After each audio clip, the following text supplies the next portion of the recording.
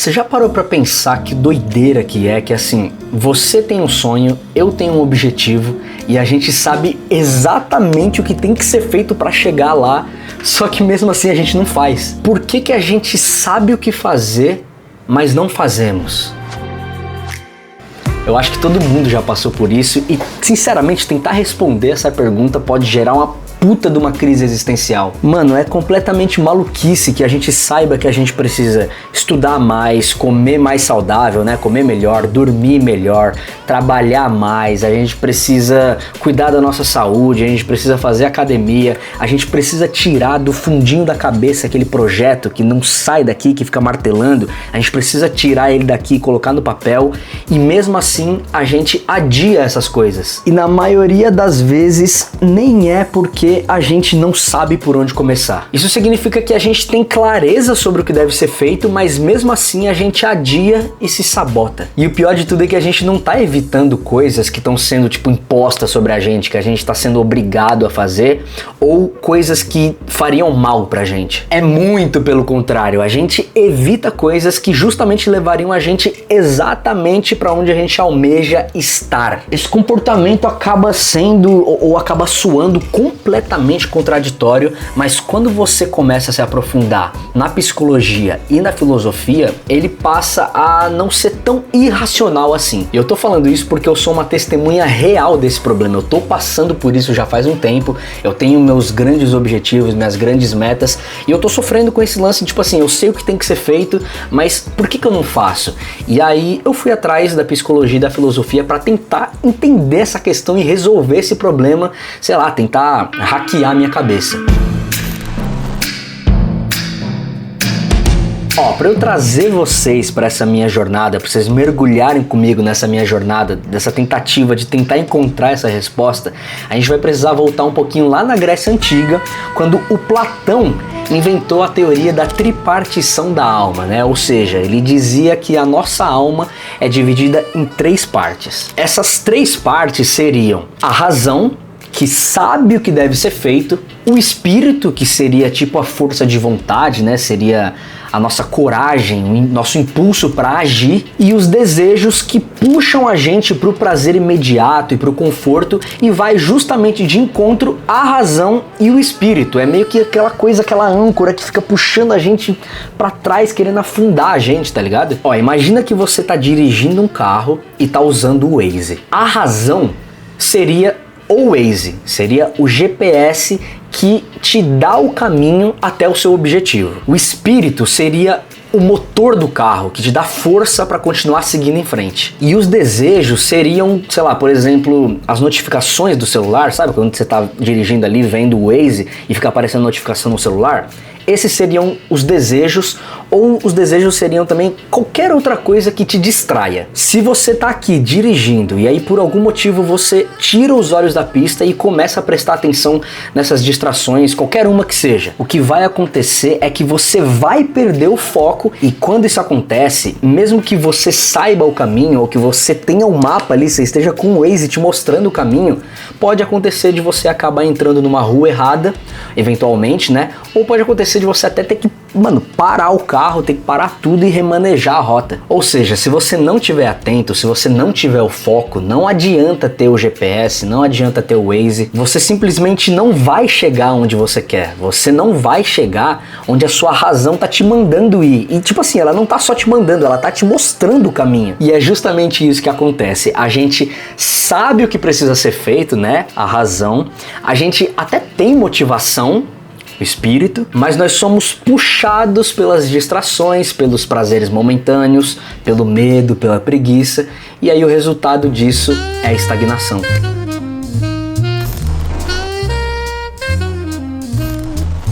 Agora, uns 2000 anos depois, a psicologia moderna cunhou um termo que eu acredito que pode ser bem adequado para isso. Esse termo se chama procrastinação emocional. O lance é que a gente tende a acreditar que procrastinação é sinônimo de preguiça, quando na verdade isso não é verdade absoluta. Inclusive, alguns estudos recentes de psicologia demonstram que a procrastinação ela pode ser talvez uma parada mais relacionada a emoções do que de fato ali alguma coisa ligada à preguiça ou má gestão de tempo, né? Má administração de tempo. É uma procrastinação que não tem a ver com não querer fazer as coisas, mas sim com não querer sentir as coisas. Na verdade, ela acaba funcionando como uma espécie de proteção. Isso porque o nosso cérebro ele é programado para afastar a gente, ou tentar afastar a gente o máximo possível de qualquer coisa que possa causar um desconforto emocional. Seja medo de falhar, seja medo de julgamento, seja medo de sair da zona de conforto,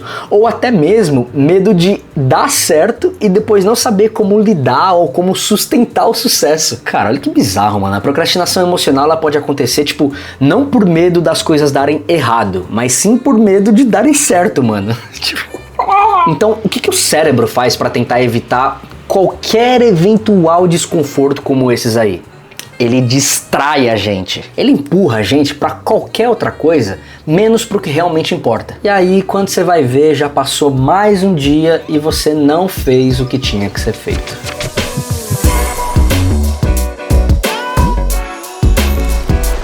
Mas além da psicologia, tem muita filosofia nisso tudo, né? Como você já deve ter percebido com a menção ao Platão.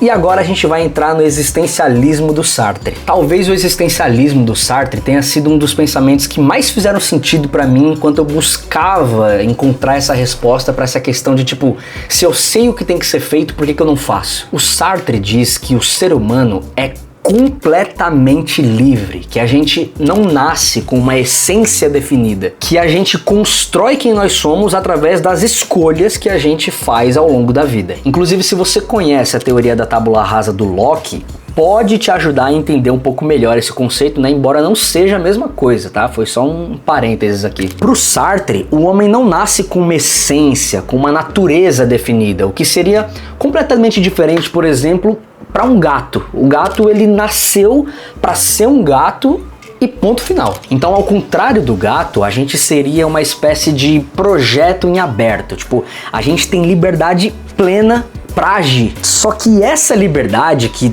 deveria ser maravilhosa e é maravilhosa, ela também passa a ser um puta de um fardo. Porque o lance é que se a gente tem tanta liberdade assim, a ponto de conseguir tomar decisões e escolher literalmente cada passo que a gente dá, isso significa que nós também somos responsáveis por absolutamente tudo. Cada escolha, cada passo vai ter uma consequência. E o medo de errar na hora de fazer essas escolhas paralisa a gente. Então, no fim das contas, essa liberdade traz muita angústia. Viver com toda essa liberdade exige tomar decisões o tempo todo. E tomar decisões é uma parada que assusta a nossa mente. Por isso que muitas vezes a gente prefere fugir de tomar uma decisão. Porque a gente sabe que se a gente agir, a gente vai ter que lidar com as consequências das nossas ações. A gente vai ter que se tornar aquilo que a gente está se comprometendo a ser através dessas decisões. Ou seja, vai acontecer uma transformação com você, seja positiva ou seja negativa, né, em decorrência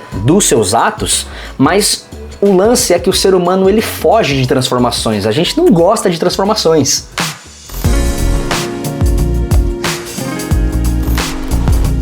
Agora, para complementar tudo e fechar com chave de ouro, vem a minha filosofia favorita, que é o estoicismo. Cara, quando eu tava estudando o existencialismo para poder fazer esse vídeo, eu percebi o quanto de fato é angustiante você ter toda essa liberdade, porque você começa a entender o peso de cada um dos seus atos. No caso, eu tô me referindo ao peso de cada um dos seus atos sobre você, né? Sobre a construção do que é você. Porque no fim das contas, é você mesmo que tá moldando, que tá esculpindo quem você vai se tornar. Quem você vai se tornar é totalmente fruto das suas ações, né? E isso, claro, de acordo com o existencialismo do Sartre. Só que muita coisa fez mais sentido ainda quando eu conheci o conceito de liberdade através do ponto de vista estoico. O grande lance é o seguinte: liberdade não é fazer o que quer, e sim fazer o que não quer. Liberdade é fazer o que deve ser feito, é fazer o que você não quer fazer,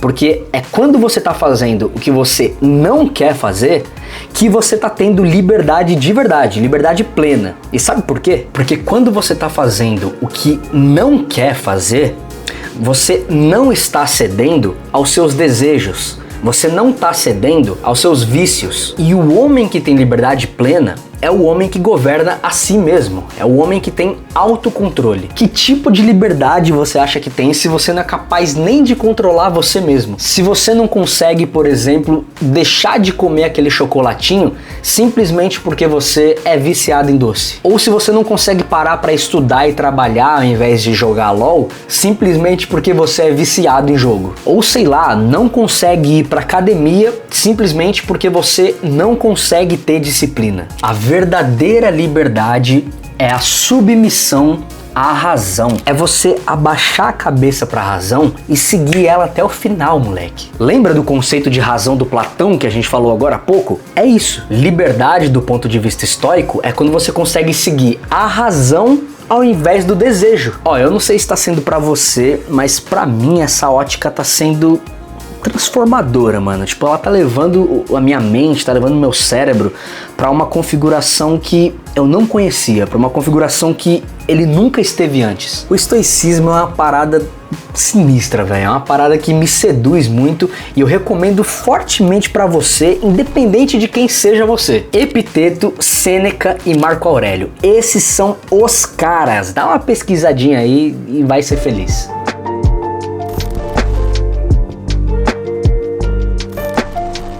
Eu falei e não trouxe uma solução pro nosso problema, né? Se a gente sabe o que tem que ser feito, por que a gente não faz? A verdade é que se eu tivesse essa resposta fácil desse jeito, pode ter certeza que eu estaria comercializando ela por aí e estaria multimilionário, porque isso resolveria o problema de muita gente, inclusive o meu. Mas apesar de não ter uma resposta concreta, quando a gente começa a conectar tudo isso, Platão, Sartre, estoicismo, psicologia moderna, essa resposta começa a dar alguns sinais de vida. Ela começa a querer aparecer com mais clareza. A gente sabe o que tem que fazer, mas a gente não faz porque a gente sempre está em um conflito interno entre razão e desejo. Porque o cérebro quer proteger a gente de desconfortos emocionais. Porque o peso de tomar decisões e depois ter que ter responsabilidade para lidar com as consequências dessas decisões paralisa a gente. Ó, velho, saber de tudo isso já é um grande passo. A consciência já é o início de uma mudança. E da próxima vez que você se pegar procrastinando, pense o seguinte: